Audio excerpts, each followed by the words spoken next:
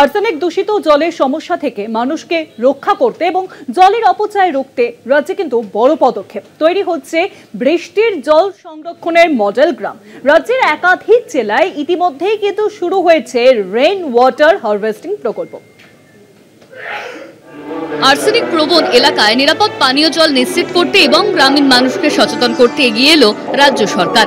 আন্তর্জাতিক সংস্থা water for people in ইন্ডিয়ার সহায়তায় বীরভূম, উত্তর ও দক্ষিণ 24 পরগনা, হাওড়া, ঝাড়গ্রাম সহ একাধিক জেলায় চালু হয়েছে রেন ওয়াটার হারভেস্টিং প্রকল্প। দক্ষিণ 24 পরগনায় ইতিমধ্যেই তৈরি হয়েছে 24টি প্রকল্প, বীরভূমের 17টি। পাশাপাশি হাওড়া ও অন্যান্য জেলাতেও শুরু হয়েছে কাজ। বিশেষজ্ঞদের মতে এর ফলে যেমন আর্সেনিক দূষণ থেকে মানুষকে রক্ষা করা সম্ভব হবে, তেমনি জলের অপচয় রোধ হবে।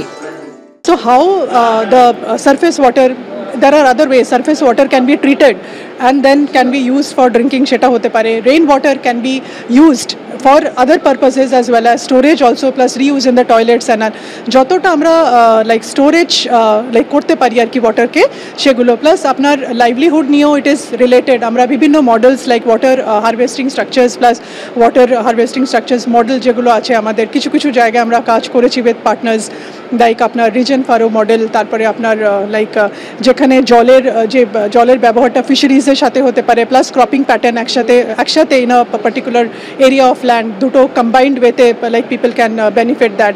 দের are other models like where water is stored there and that may be use for fisheries, and যেটা আপনাদের মেন যেটা বিভিন্ন জায়গায় যেটা সাউথে স্পেশালি সাউথ অ্যান্ড বীরভূম যেখানে ওয়াটার একটু স্কারসিটি আছে, তো those areas can be thought about it. তো শুধু তাই নয়, দক্ষিণ 24 পরগনা যেসব গ্রামে এখনো টয়লেটের অভাব রয়েছে সেখানে টয়লেট তৈরির কাজও চলছে। জল জীবন মিশন, স্বচ্ছ ভারত অভিযান ও নির্মল বাংলা প্রকল্পের সঙ্গে যুক্ত হয়ে এই কর্মসূচিকে আরো বড় আকার দেওয়ার পরিকল্পনা রয়েছে সরকারের। বিশেষজ্ঞদের দাবি এই ধরনের উদ্যোগ আগামী দিনে শুধু আর্সেনিক দূষণ রোধেই নয়, বরং গোটা রাজ্যের জল সংকট মোকাবিলাতেও কার্যকর ভূমিকা নেবে। কলকাতা টিভি।